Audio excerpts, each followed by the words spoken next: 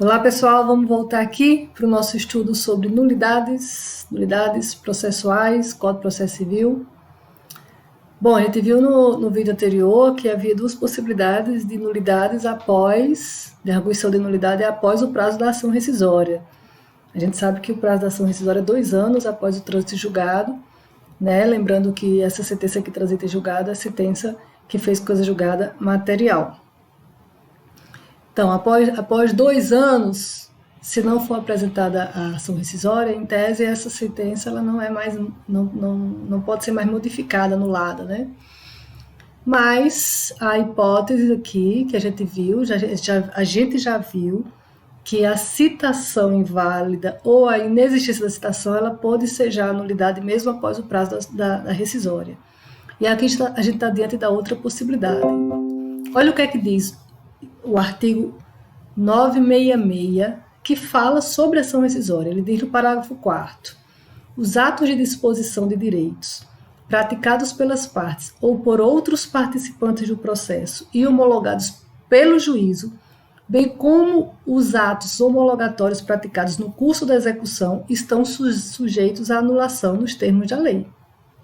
Porque veja só, imagine o que foi feito aí no cumprimento de sentença, uma espécie de acordo, onde foram apresentados aí bens imóveis que pertencem ao incapaz para sanar determinada dívida. Foi feita uma transação envolvendo o patrimônio do incapaz sem a participação do Ministério Público. Tá? Isso eiva de nulidade. E aí essa nulidade ela poderá ser levantada, né? Pode ser requerida sua decretação mesmo após o prazo da ação rescisória. Tá bom? E olha que a gente está falando de um ato homologado pelo juízo. Então, o legislador ele deixou muito claro que esse tipo aqui de nulidade, de vício, é um vício grave. Então, mesmo tendo sido homologado pelo juízo, mesmo tendo aí uma sentença de homologação, é possível ela ser sujeita aí a uma nulidade futura.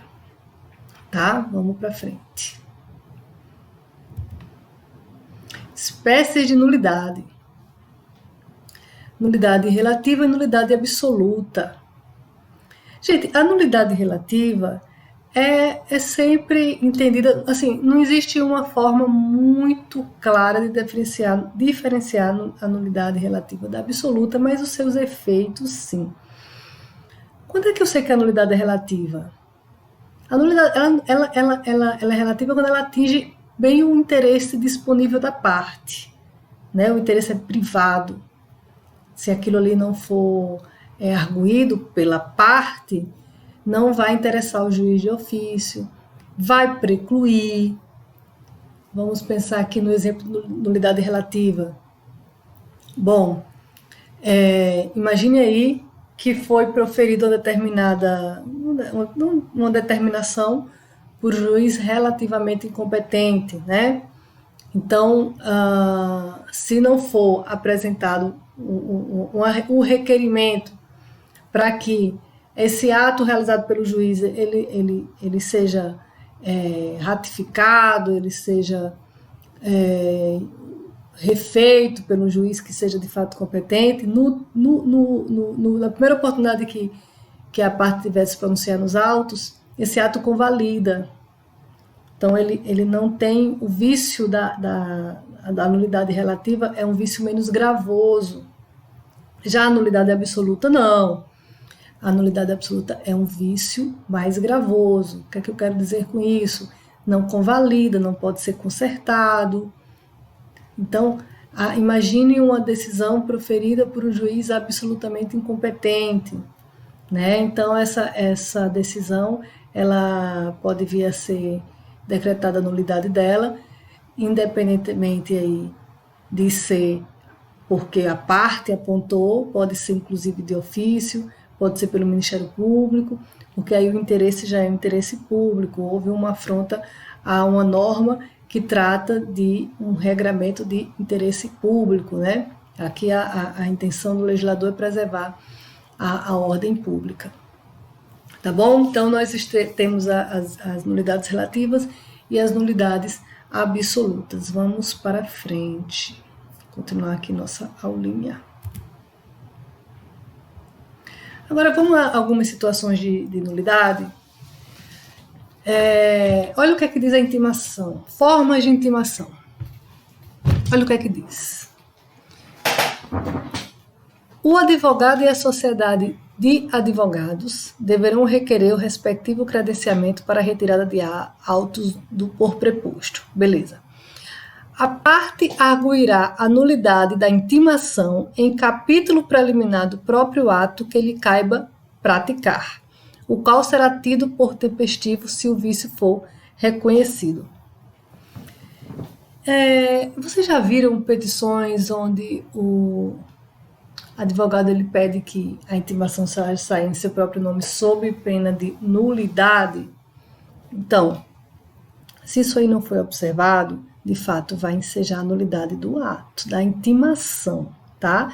Se há um pedido expresso para que a intimação ela ocorra em nome do advogado e isso não foi atendido, aquela intimação ela poderá vir a ser anulada.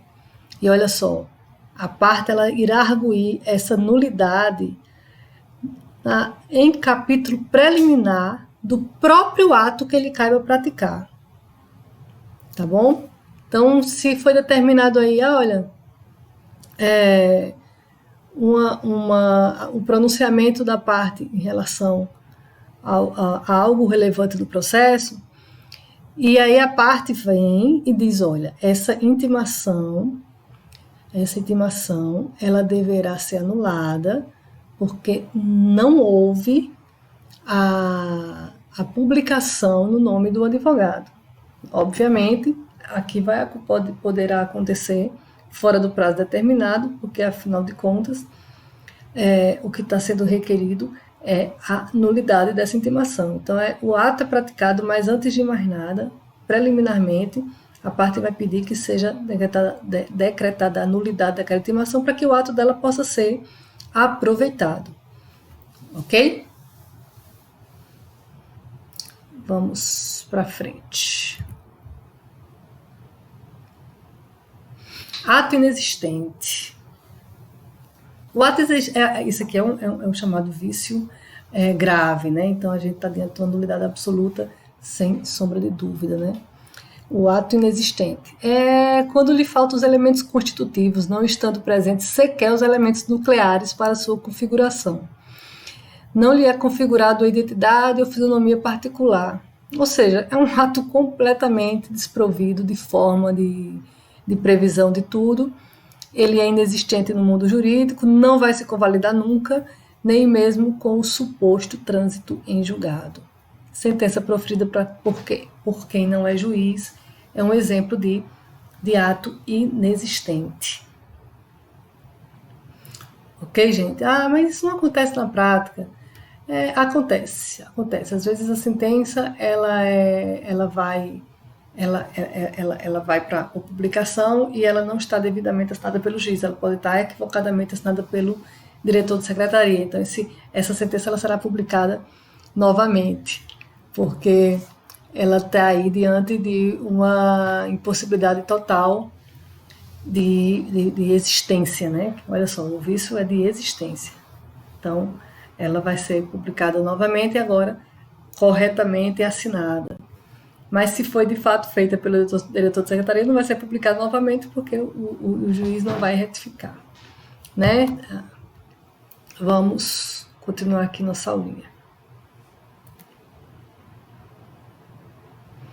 Gente, olha só, essa nulidade aqui é a mais comum na vida forense, digamos assim. Deixa eu tentar ficar um pouquinho maior para vocês. Vamos lá.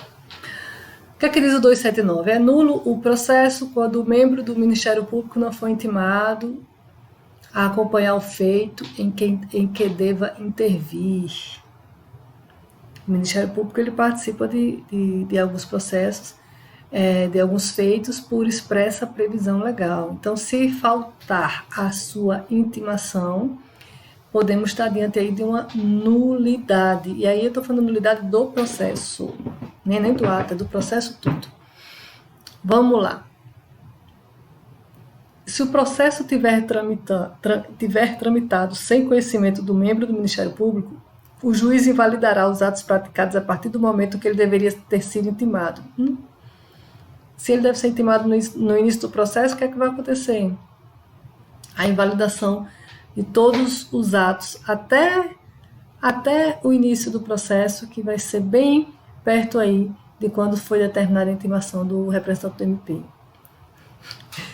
Complicado, né? A nulidade só pode ser decretada após a intimação do Ministério Público, que se manifestará sobre a existência ou não do prejuízo. Pronto, vou contar aqui uma história para vocês compreenderem o que é que o parágrafo 2º está querendo salvar aqui o processo. A intenção do parágrafo 2º é não deixar o processo se perder totalmente.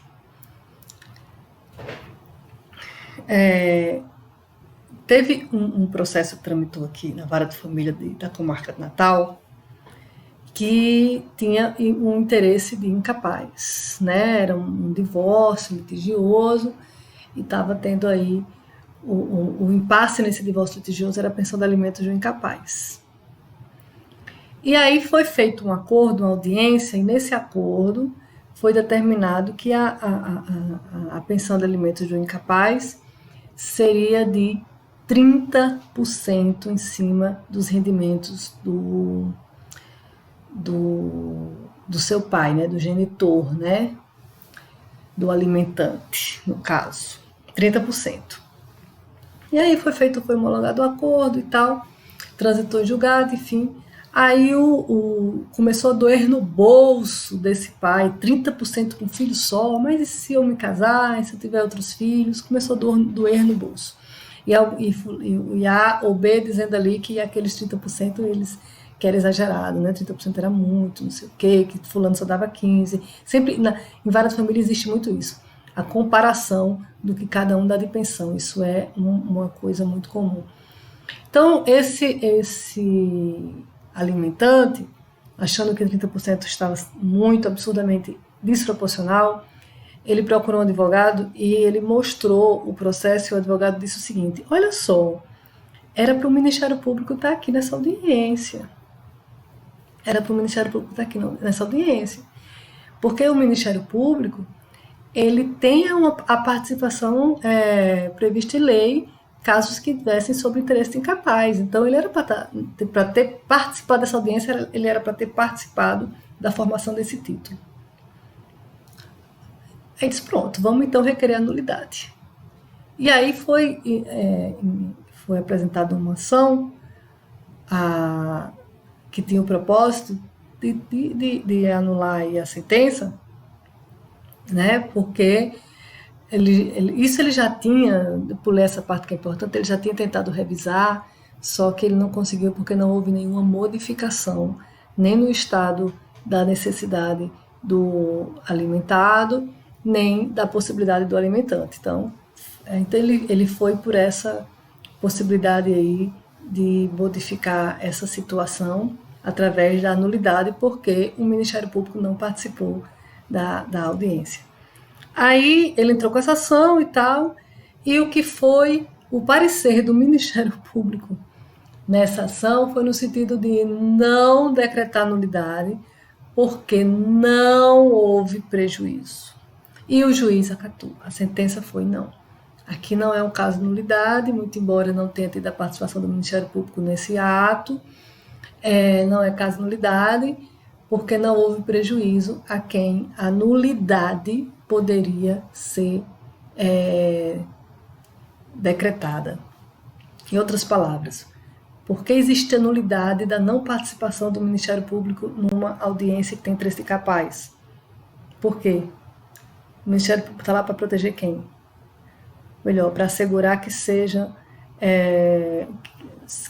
obedecidos, que sejam cumpridos os direitos de quem? Do incapaz, né?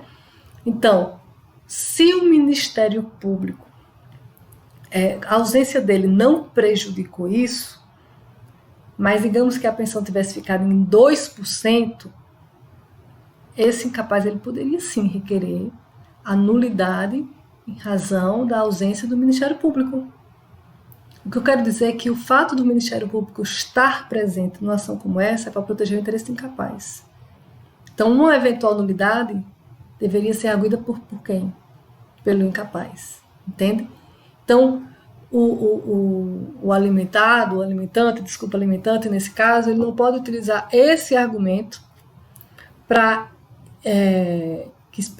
que a sentença que transitou em julgado ela seja anulada, tendo em vista que ele não tem a demonstração do prejuízo, porque a presença do Ministério Público na audiência não seria para assegurar os interesses dele. Se não tivesse incapaz, o Ministério Público sequer deveria ter sido intimado do processo, ele não teria participação no processo. Então, foi com base nesse entendimento que o juiz negou a nulidade da sentença em razão da ausência do Ministério Público.